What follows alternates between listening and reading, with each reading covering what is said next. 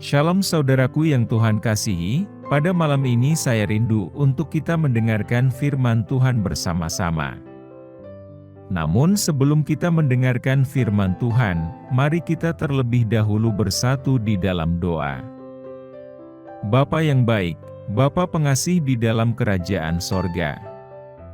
Pada malam ini kami rindu mendengarkan firman-Mu. Biarlah kiranya firman ini bisa menjadi berkat untuk kami yang mendengarkan. Berkati kami dalam malam istirahat kami hari ini, kiranya Tuhan Yesus beserta dengan kami. Berkati kami dalam setiap pergumulan kami, agar kami bisa melewatinya dengan tuntunan Roh Kudus. Inilah yang menjadi doa dan permohonan kami, karena kami berdoa hanya di dalam nama Tuhan Yesus Kristus yang hidup. Amin.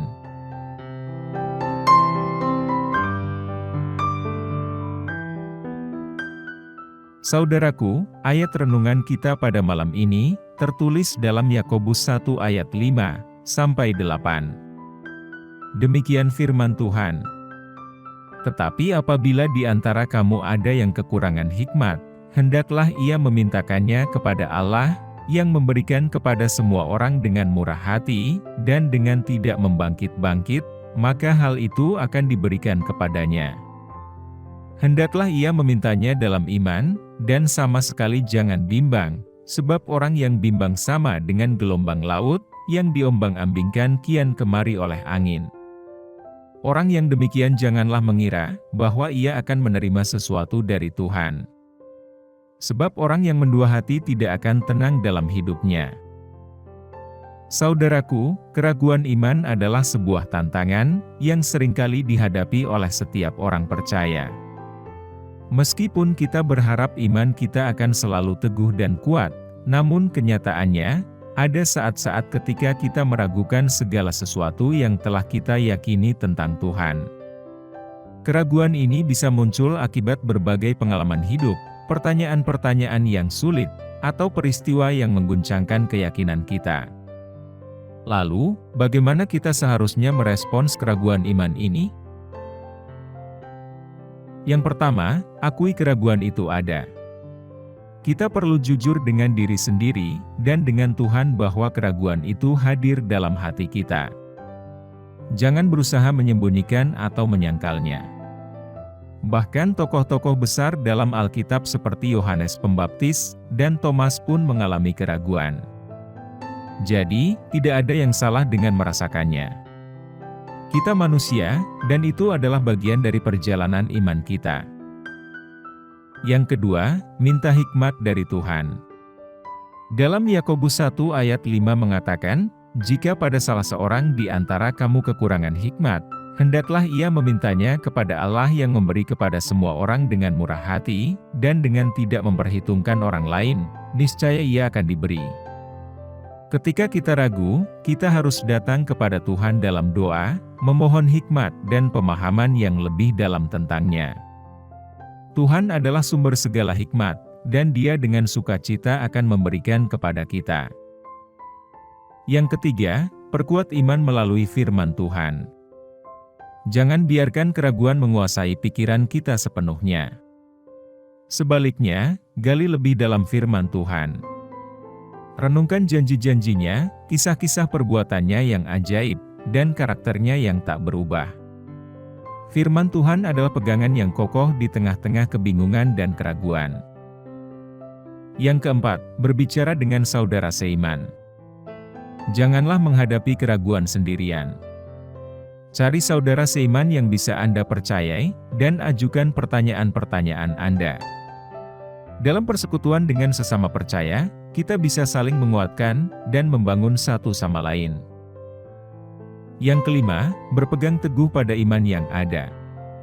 Ketika kita memperkuat iman kita melalui firman Tuhan, doa, dan komunitas, kita perlu tetap berpegang teguh pada iman yang telah kita yakini sebelumnya.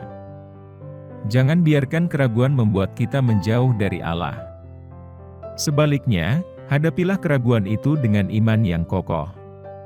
Saudaraku, dalam suatu kota, ada seorang pria bernama Daniel yang telah hidup sebagai pengikut Kristus selama bertahun-tahun. Ia aktif dalam gereja dan memiliki iman yang teguh. Namun, suatu hari, Daniel menghadapi cobaan besar dalam hidupnya. Ia kehilangan pekerjaannya secara mendadak dan mendapat kabar bahwa ibunya sakit parah. Daniel merasa bingung dan hancur. Ia mulai meragukan rencana Tuhan dalam hidupnya. Pertanyaan-pertanyaan mulai menghantui pikirannya, mengapa Tuhan membiarkan hal-hal buruk terjadi padaku? Apakah aku tidak setia dalam imanku? Mengapa doaku tidak dijawab? Keraguan iman yang tak terduga itu merongrong fondasi kepercayaan Daniel. Ia merasa seperti berjalan dalam kegelapan, dan merasa Tuhan telah menjauh darinya. Namun, ia berusaha menghadapinya dengan tekun. Daniel mulai menggali firman Tuhan lebih dalam lagi, mencari jawaban atas pertanyaan-pertanyaan yang ada di hatinya.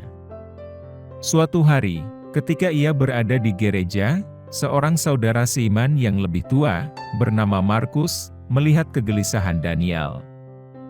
Markus datang mendekati Daniel dan bertanya apa yang sedang ia hadapi. Daniel pun dengan jujur menceritakan keraguan imannya.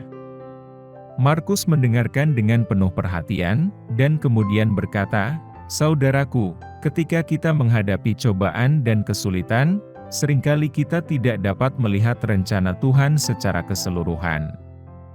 Namun, satu hal yang pasti, Tuhan selalu setia dan Dia mencintaimu dengan segenap hatinya."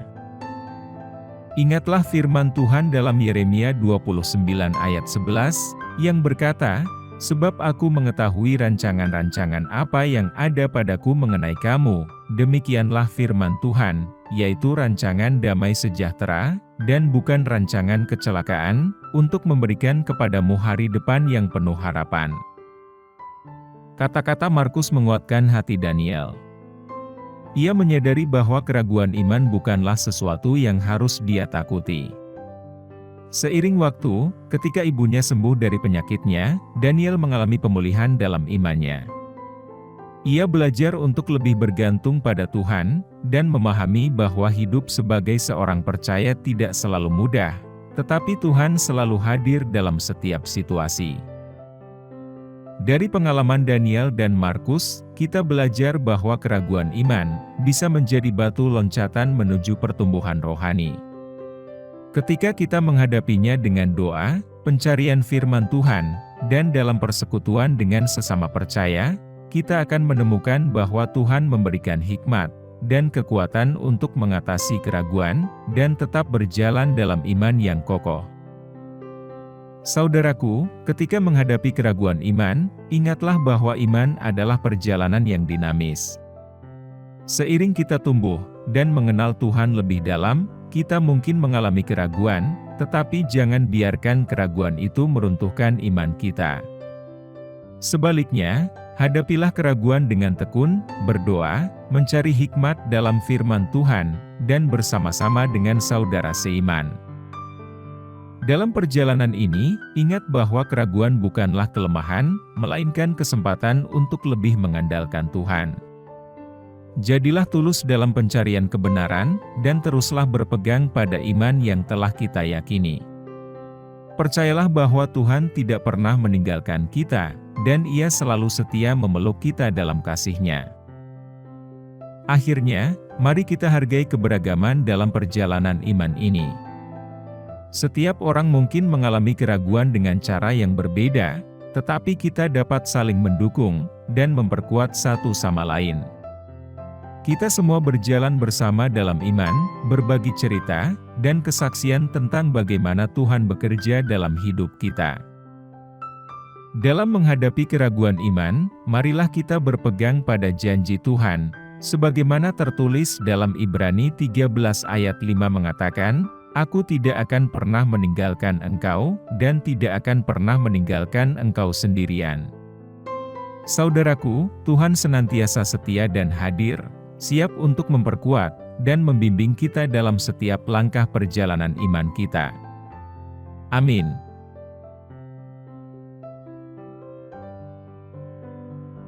Saudaraku, demikianlah renungan firman Tuhan pada malam hari ini, semoga menjadi berkat bagi kita semua. Untuk menutup renungan pada malam ini, mari kita kembali bersatu di dalam doa. Bapa kami yang di surga, Bapa yang kami panggil dalam nama Tuhan Yesus Kristus. Kami bersyukur Tuhan, atas pertolongan-Mu, penyertaan-Mu, dan atas berkat-Mu dalam hidup kami, dan kami bersyukur atas kebaikan Tuhan pada hari ini. Tak berkesudahan kasih setia Tuhan, tak habis-habisnya rahmat-Mu, selalu baru tiap hari. Ya Tuhan, kami mau selalu belajar, dan terus belajar tentang firman-Mu, firman-Mu yang menguatkan, dan meneguhkan iman kami. Firman-Mu yang mengubahkan hidup kami.